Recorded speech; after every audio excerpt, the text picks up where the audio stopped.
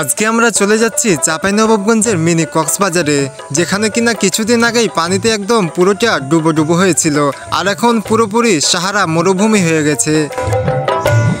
গ্রাম বাংলার এলোমেলো পথ দিয়ে আজকে আমরা ছুটে চলেছি আজকের গন্তব্যে।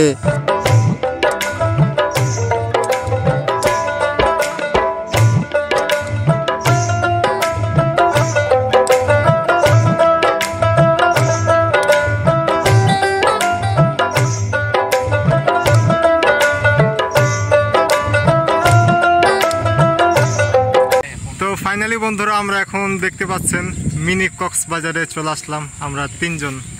তো দেখতে পাচ্ছেন যে মিনি কক্সবাজারে কোনো এক সময় শুধু পানি আর পানি ছিল, আর এখন দেখেন জাস্ট মরুভূমি হয়ে গেছে, সাহারা মরুভূমি। তো চলেন আমরা নিচে নেমে একটু দেখি যে কি অবস্থা।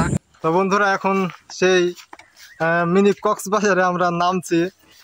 আপনাদের একটু দেখাই নিচ থেকে, যে নিচ থেকে দেখতে আসলে কেমন লাগে। দেখেন, খুবই অসাধারণ একটি জায়গা। এক কথায় বলা যেতে পারে যে দেখার মতো জায়গা।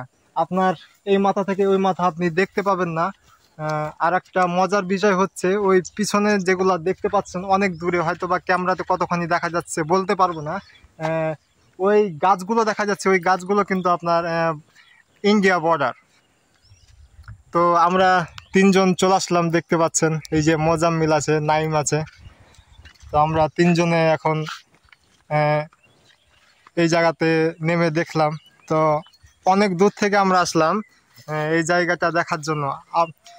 অনেক আগে কিন্তু আমরা আসছিলাম এই জায়গাটাতে, তখন কিন্তু একদম ভরপুর পানি ছিল এই জায়গাগুলোতে, আর এখন কিন্তু একটুকু পানি নাই।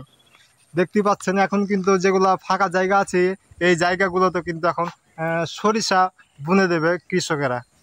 আমি যদি আপনাদের একটু জুম করে দেখিয়ে দিই সেই ভারত এলাকাগুলো, তাহলে আপনারা বুঝতে পারবেন। হয়তো বা ক্যামেরাতে ক্লিয়ারভাবে দেখা যাবে না, তো যেটুকু সম্ভব আমি আপনাদের দেখাচ্ছি।